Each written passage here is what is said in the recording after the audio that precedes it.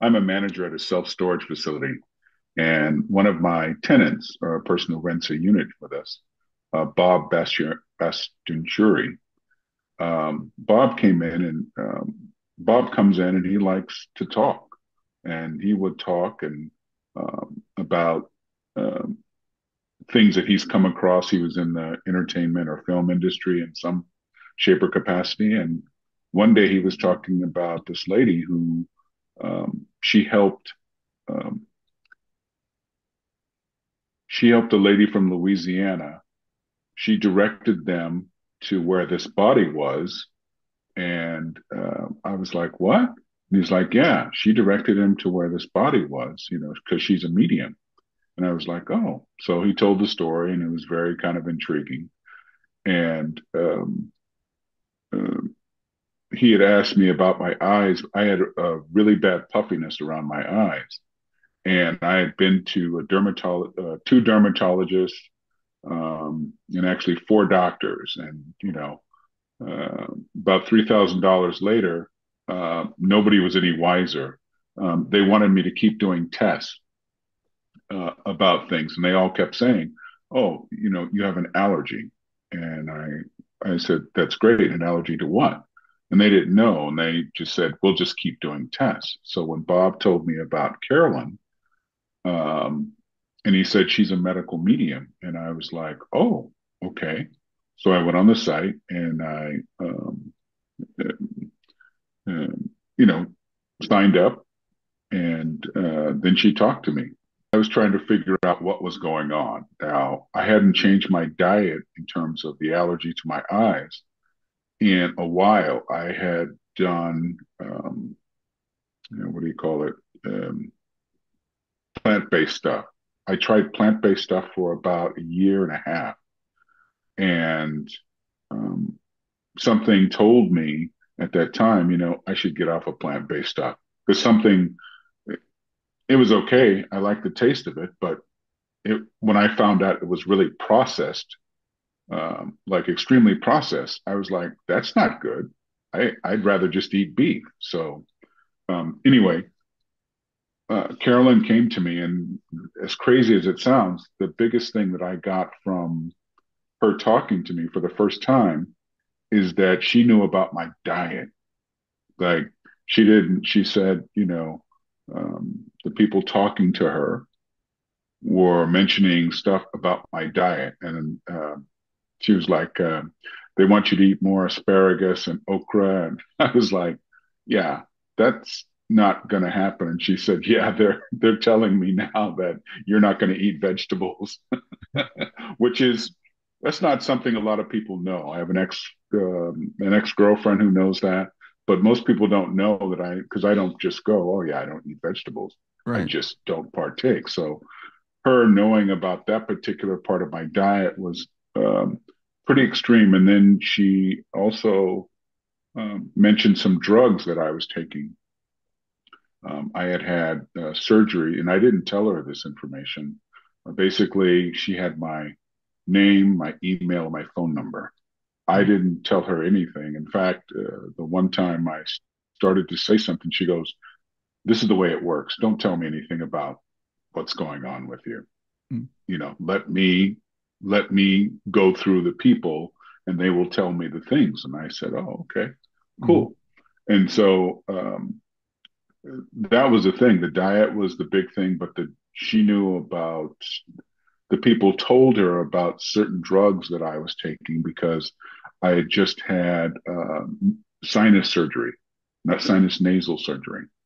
And she mentioned they want you to stop taking this, and she said, "This is a better alternative." And these were a lot of things that, nobody knew because I had just had the surgery, um, literally um, like 7 to 10 days before I talked to her for the first time. So it was, uh, it was interesting. I mean, and I already kind of believe this kind of, I believe that there are things out there. I believe you could talk to people and stuff like that. I have never done it. I just know that for me, it felt right, and it's helped me. more than the thousands I've spent on doctors who, um, the reason why it was so cool, like when Bob introduced me to Carolyn, is because I wanted somebody to tell me something where they didn't go, we need to do some tests. Yeah. And all the doctors, the dermatologists, all the doctors, the general practitioners, family practice, all the people I talked to, all they wanted to do was do tests, which is great. But every time I do a test, I'm spending money. I'm spending a lot of money. It's not, these aren't, blood work. These aren't cheap tests. And I have insurance. To talk with her was kind of like, oh, this is very cool. And it was funny to me as she was talking or taking time to talk with the people, my ancestors or whoever. And I'm sure some of it was my ancestors because my family, um, they like to be at the forefront when it comes to talking or saying something. So when you bring my family together, like going to a family reunion, they all have something to say and it's all important and they all want to be heard. And so I thought it was hilarious that she was like, hold on, you know, they're talking to me. There's so many voices coming at me. And I was like, oh, okay. Yeah, that's my family doing its thing. So, um, but there was I think the thing, Brian, that was most interesting to me is that um, she she talks to you as if uh, she talked to me as if she was my great grandmother, and my great grandmother kind of raised me, and she would literally cook the vegetables that I liked. And I haven't been able to eat vegetables pretty much since then, since my great grandmother passed. That was a while ago. Mhm. And I'm not big on vegetables or anything like that. But the really cool thing about Carolyn was that she talked to me as if, like, my great grandmother would talk to me, you know, just um, authoritative, but not pushy or anything like that. Mhm. Like, my great grandmother would always do things in terms of, she would say something to you, like in the terms of a question, are you sure you want to do that? It was just kind of, she was giving you the space to like think about what it is that you say. And that was pretty cool. And also, um, she mentioned one time, she goes, I don't want to be like a mother to you. And I'm like, well, you are a mother to me. I mean, that's how I looked at it because she gave me, things. She was like, you should try this. You should try this. Um, they're saying you should try this and do this. Mhm. And it wasn't like, you need to get this done now. It was just like, you should try this because it will help you. They know that you don't like vegetables. They know that you don't like certain things. Um, but here's some alternatives, which was great. And I started the alternatives, and I feel the alternative, not really medicine, just what would you call it? Like juice things, and I can't do turmeric. Turmeric. Mhm. Mhm. I'm not sure what it. Uh, I'm not supposed to do that, and that was a big thing because I'd been taking mega doses of turmeric with ginger and this and that, and she was like, "Oh no, they're telling me you need to get off of that. You have a lot of inflammation. You have a lot of stuff." She told me things that really nobody knows because I didn't really tell anybody. I mean, when I went to the doctors about the allergies, I didn't tell them that, about anything other than I just want the allergies around my eyes to go. Right. So um, that was a lot of. I mean, sorry for Yeah. rambling, but that was my first time. So there was a lot of, I have to think back over that because when something's new like that, you process it as it happens, and then you go back and you're like, oh, oh yeah, this. there were some other things going on that I didn't get to process at the time because Hmm. all the information was coming in extremely new. And uh, there was a lot of information. And she had asked me, did I have any questions? And I said, I haven't been able to process all the stuff I've been given. So I need time to do that. And there were some things that she talked about. Um, uh, I don't remember the exact thing, like dextrose or some sort of rose, something that's not good for me. And I found that I was doing that in a fat-free salad dressing. I didn't even know to. I just thought it was, okay. I just thought, I've been doing this fat-free salad dressing for, you know, years, Yeah. months, and I didn't know. So when she had me Google some things while she was doing my reading. So I got to Google some things and I got to see some stuff where it's like, oh man, that's not supposed to, that's, she was like, that's not good. That thing that, you know, that's not good. Look this up. And I looked it up and 6'3" and like, I just eat, I go out and I have pizza. What I never thought about looking at things. So Hmm. that's one of the things, one of the gifts too that she's given me is that I start looking at things to find out if I can handle what the ingredients are. She's getting, and she explained some of this too, that she's getting a lot of information from a lot of different voices. And she kind of had to piecemeal some of that stuff out. But the fact that, a lot of the times it was spot on what she was saying about me and what I needed to look at in terms of myself. I had not, I, um,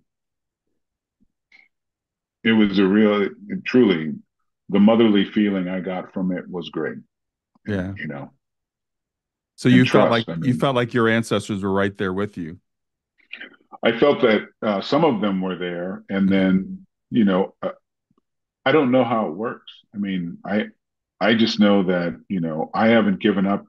I'm kind of a private person. I don't really talk to a lot of people about a lot of different stuff or Hmm. things like that. And she was able to talk to me about stuff as if she was right there when it happened Hmm. or was given the information. You know, it it's different. I wish I could. I don't have a logical or rational thing for it. I imagine when I have my second reading that it, some of this stuff won't be as new and I'll be able to take in even more information. But she did tell me, get a pen and paper and write stuff down. And I did. Hmm. I had 4 double side pages of notes Yeah. from my reading. And Right. I just, when she said something, I'd write it down and I'd write it down. And like I said, when I got a chance to go back and look at my notes, that refreshes my memory about certain things. So, it was honestly, it was a great experience. Well, you've had this experience. You've been to many doctors. You spent thousands of dollars, and then you spent a few $100s for a reading with Carolyn that was 2 hours. Yeah. And how do you feel about your investment between the two? And I think you've already kind of said this, but I think there's a place for both of them. Here's the thing. If um, I remember this years ago when I was a kid in college, and I went to a doctor and I had what was called pityriasis rosea, which was there were these little bumps all over my body. And I walked into the doctor and I was like, he's like, what brings you in today? And I go, I have pityriasis rosea. And he goes, well, let's take a look. And he took a look at it and he goes, you do. You have pityriasis rosea. And I said, okay, great. He goes, how do you take? He goes, it's like a virus. You just have to let it run its course. No big deal. And I said, how much do I owe you? And he goes, you don't owe me anything. You diagnosed yourself. What's the point? I don't want your money, which is unusual because today that's not the way it goes. But today it seems like if you can't tell the doctor what's wrong, he's going to do tests. Now, the great thing about what Carolyn did is she gave me stuff so that when I go to the wellness doctor, I can tell him, I have, I want you to test for these allergies: sunflower oil, dextrose, something rose. I don't have it in front of me, but I have a plan of attack when I come to him to tell him, can we look at this? Can we look at that? Which Mhm. is better than the doctor going, we don't know what it is. Let's just try testing. But the wellness doctor is, he's kind of does his thing. So, and he's a little more open to hearing what I have to say, whether it's, you know, going to a regular doctor and saying, I was just talking to a medium and they said that you need to do this. Right, right, And they are almost all of them skeptical right. because they know better than you. And like, that's true. You do know better than me, but what I know better than you is my body. One of the biggest things in the world today, whether it's a doctor or a mechanic or,